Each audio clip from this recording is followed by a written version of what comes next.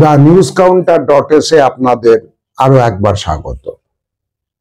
আপনারা জানেন যে যোগী রাজ্যে এখন একটা নাম বদলের হিড়িক চলছে। মানে যেমন ধরুন আমাদের যে কুম্ভ আমরা যেটা জানতাম এলাহাবাদে হয়, সেটা এখন বদলে হয়ে গেছে প্রয়াগরাজ। আমাদের বহুদিনের চেনা মোগলসরাই স্টেশন সেটা এখন দীনদয়াল উপাধ্যায় স্টেশন। তেমনি নাম বদলের কোপ পড়তে যাচ্ছিল আব্দুল হামিদের স্মৃতি নামাঙ্কিত উত্তরপ্রদেশের গাজীপুরের ধামপুরের গ্রামের একটি স্কুলের উপরে। এখন কে আব্দুল হামিদ? একথা তো সত্যি যে এখন তিনি কোনো 108 শ্রী শ্রী বাবাজি নন, তিনি কোনো বড় চিত্রতারকা নন, কোনো ফিল্মি সিংয়ের ডিরেক্টর নন, কিংবা তিনি কোনো এই চুরি চামারি করে জেলে যাওয়া বড় নেতাও নন যে প্রথম পাতায় ছবি বেরোবে, জেলে যাওয়ার পথে ইন্টারভিউ বেরোবে। তবু গ্রামের মানুষ, জেলার মানুষ, দেশের মানুষ বড় ভালোবেসে ধামপুরে একটা স্কুলের নাম রেখেছিল শহীদ আব্দুল হামিদ স্মৃতি বিদ্যালয়। কে এই আব্দুল হামিদ? আপনারা জানেন যে 1965 সালে ভারত এবং পাকিস্তানের মধ্যে একটা লড়াই বেঁধেছিল। তখন 62 সালের যুদ্ধে চীনের কাছে সবে সবে বেদম মার খেয়েছে ভারতীয় সেনাবাহিনী, মনোবল অনেকটা ক্ষুণ্ণ। তার উপরে পাকিস্তানকে দক্ষিণ পূর্ব এশিয়ার নিজস্ব ভূ রাজনৈতিক কারণে নতুন সেই সময় খুব সারা জাগানো প্যাটার্ন ট্যাঙ্ক, যে সাজোয়া গাড়ির উপরের যে লোহার চাদর সেটা প্রায় দুর্ভেদ্য, সেই প্যাটার্ন ট্যাঙ্ক নিয়ে পাকিস্তান যুদ্ধ করতে নেমেছে। এবং পাকিস্তানের স্লোগানই ছিল 48-এর যে কাশ্মীরের যুদ্ধে পরাজয় তার বদলা নিয়ে নেবে। এবং অনেক সমর বিশেষজ্ঞরা তখন এটা মনে করছেন যে এই প্যাটার্ন ট্যাঙ্কের যে বাহিনী, এটাকে ভারতবর্ষের সেনাবাহিনী কতটা রুখতে পারবে সন্দেহ আছে। এবং স্বাভাবিকভাবে এই প্যাটার্ন ট্যাঙ্কের ডিভিশনের পর ডিভিশন নামিয়ে উত্তর সীমান্ত দিয়ে পাকিস্তান যুদ্ধ শুরু করেছিল এবং প্রাথমিকভাবে যথেষ্ট সাফল্য পেতে শুরু করেছিল। কিভাবে প্যাটার্ন ট্যাঙ্কের এই আক্রমণ রোখা যাবে ভারতবর্ষের বাহিনী, সে ব্যাপারে প্রাথমিকভাবে অনেকটাই দিশেহারা। সেই সময় হাবিলদার কমান্ড্যান্ট এই আব্দুল হামিদ উত্তরপ্রদেশের গাজীপুরের সন্তান, ভারতীয় সেনাবাহিনীর একজন হাবিলদার। তিনি একটা অদ্ভুত রণকৌশলের এক্সিকিউশনের দিকে এগিয়ে যান। সামরিক জিপের উপর হাত কামান বসিয়ে তিনি টার্গেট করতে শুরু করেন যে চেনের চাকা দিয়ে সাজোয়া গাড়ির চাকাগুলো কভার করা থাকে। আপনারা খেয়াল করলে নিশ্চয়ই মনে পড়বে আপনাদের যে সাজোয়া গাড়ি যখন এগোয় তার যে চাকাগুলো সেগুলো একটা চেনের আবরণের মধ্যে ঢাকা থাকে, তার উপর নির্ভর করে তারা এগোয় খাঁজে খাঁজে কাটায় কাটা মিলিয়ে। সাজোয়া গাড়ির প্যাটার্ন ট্যাঙ্কের এই লোহার চাদর পুরু হলেও সেদিন আব্দুল হামিদ নিপুণ লক্ষ্যে ওই যে চেন কে কভার দেওয়ার যে ইনস্ট্রুমেন্টটা, সেটাকে তিনি নির্ভুল লক্ষ্যে হাত কামান থেকে কামান দাগতে শুরু করেন। এবং চেন রিভলভ করবার জন্য যে লোহার চাদর সাজোয়া গাড়ির, সেটার যেহেতু থিকনেস প্যাটার্ন ট্যাঙ্কের মূল কাঠামোর থিকনেসের থেকে অনেক কম, আব্দুল হামিদের নির্ভুল লক্ষ্যে কামান দেগে একের পর এক ট্যাঙ্ককে খতম করতে শুরু করেন। ভারত পাক সীমান্তে নর্দার্ন ফ্রন্টিয়ারের সেই যুদ্ধে আব্দুল হামিদ একা নেতৃত্ব দিয়ে 8টা মার্কিন প্যাটার্ন ট্যাঙ্ককে ধ্বংস করেন। এবং ভারতবর্ষের বীর সন্তান আব্দুল হামিদ 9ম প্যাটার্ন ট্যাঙ্কটিকে যখন ধ্বংস করবার জন্য মরণপণ যুদ্ধে লিপ্ত, তখন পাকিস্তানি গোলায় তিনি মৃত্যুবরণ করেন।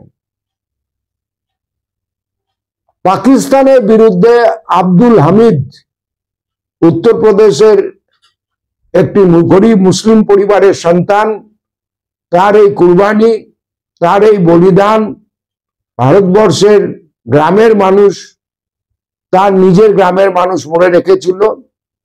এবং সেটা মনে রেখে আব্দুল হামিদের প্রতিশ্রুতিতে তাদের গ্রামের স্কুলটা জনতার দাবিতে নাম হয়েছিল আব্দুল হামিদ স্মৃতি বিদ্যালয়, সঠিকভাবে বললে শহীদ আব্দুল হামিদ স্মৃতি বিদ্যালয়। তিনি যেহেতু দেশকে রক্ষা করবার জন্য অবিস্মরণীয় বীরত্বের পরিচয় দিয়েছিলেন, সেই জন্য আব্দুল হামিদকে শাহাদাতের স্বীকৃতি দিয়েছিল তার গ্রামের মানুষ, তার জেলার মানুষ। এভাবে ঠিকঠাক চলে আসছিল, কিন্তু কেবলমাত্র অফিসিয়ালি ওইটা রেকর্ডে তোলা হয়নি। এই যুক্তিতে যোগী প্রশাসন কয়েকদিন আগে বিল্ডিংটি রং করবার সময় আব্দুল হামিদ স্মৃতি বিদ্যালয়ের নামাঙ্কনটা মুছে দেয় এবং নতুন করে নাম লিখে দেয় পিএম শ্রী কম্পোজিট যোজনা। ওটা প্রধানমন্ত্রীর একটি খাতে টাকায় স্কুলটা এখন চলে। তো আমি জানি না আমাদের মাননীয়ার অনুপ্রেরণায় কিনা সেই স্কুলের নতুন নাম হয়ে যায় পিএম শ্রী প্রাথমিক বিদ্যালয়। আপনারা সাহস এবং ধৃষ্টতা চিন্তা করুন।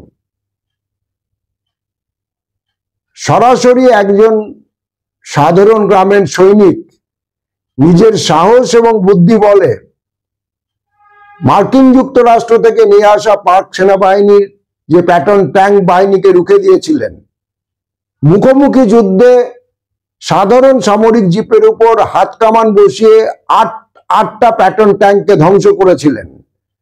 যাদের সমর সম্ভার সম্পর্কে ন্যূনতম জ্ঞান আছেন তারা বুঝতে পারবেন যেটা একটা অসাধ্য সাধন। গাজীপুরের সেই সন্তান যিনি ভয়ঙ্কর বীরত্বের পরিচয় দিয়েছেন, নিজের জীবনকে বাজি রেখে এবং শেষ পর্যন্ত শাহাদাতে মৃত্যুবরণ করেছিলেন, তার নামাঙ্কিত স্কুল মুছে দিয়ে নতুন নাম করে দেওয়া হলো পিএমসি কম্পোজিট বিদ্যালয়। এ ব্যাপারে নিশ্চয়ই দেশের বিরাট বুদ্ধিজীবীরা কোনো বক্তব্য রাখেননি। এইটা নিয়ে রাজ্যসভা বা লোকসভা তোলপাড় হয়নি, কিন্তু দেশের সাধারণ মানুষ তাদের একজন আত্মার আত্মীয় গাজীপুরের সেই গ্রামের হিন্দু মুসলিম নির্বিশেষে নাগরিক, তারা প্রতিবাদ জানিয়েছে, বিক্ষোভে ফেটে পড়েছে। সামাজিক মাধ্যমের সুবাদে গোটা দেশে এই কেলেঙ্কারির কথা ছড়িয়ে পড়েছে। এবং আপনারা শুনলে খুশি হবেন, কিছুক্ষণ আগে আমরা খবর পেয়েছি যে আজকে এই 17 ফেব্রুয়ারি সেখানকার জেলা স্কুল শিক্ষা দপ্তর জানিয়েছে যে না, ওটা রং করতে গিয়ে নামটা ভুল করে মুছে গেছিল। ওই স্কুলের নাম শহীদ আব্দুল হামিদ স্মৃতি বিদ্যালয় থাকছে। যদিও কে বা কার নির্দেশে তাহলে ওই পিএমসি কম্পোজিট বিদ্যালয় লেখা হয়েছিল, নতুন ব্যানার টাঙানো হয়েছিল, তার কোনো সদুত্তর পাওয়া যায়নি। একটা পুরনো ফাটা রেকর্ড তারা আবার বাজিয়েছেন। মুশকিল হচ্ছে যে আমরা স্কুল দপ্তরের খাতাপত্র এই আনুষ্ঠানিক নাম বদল, যে স্কুলটার নাম মানুষ আব্দুল হামিদ স্মৃতি বিদ্যালয় করেছে, সেটার সরকারি ফর্মালাইজেশনটা হয়নি। 1965 সালে আব্দুল হামিদ শাহাদাতের মৃত্যুবরণ করেছেন যুদ্ধের প্রান্তরে পাক হানাদারদের রুখতে গিয়ে। যদি তার নামে দেশের মানুষ ভালোবেসে গ্রামের একটা ছোট স্কুলের নাম দিয়ে থাকে, সেটাকে ফর্মালাইজ করবার দায়িত্ব কাদের ছিল? নিশ্চিতভাবে কর্তৃপক্ষের। সেটা তো তারা করেনি। উল্টে এত বছর বাদে যোগীর রাজত্বে পাক সেনাবাহিনীর বিরুদ্ধে মরণপণ যুদ্ধে শাহাদাত বরণ করা একজন সৈনিকের স্মৃতিলাঞ্ছিত স্কুলের নাম তারা বদল করবার দুঃসাহস দেখিয়েছিলেন। মানুষের প্রতিবাদ, মানুষের প্রতিরোধ সমস্ত দুর্বৃত্তায়নকে এখন অব্দি মেনে নেয় না। গাজীপুরে স্কুলের আব্দুল হামিদের স্মৃতি নামাঙ্কিত এই স্কুলের নাম বদলের বিরুদ্ধে সফল প্রতিরোধ, তারই একটা দৃষ্টান্ত।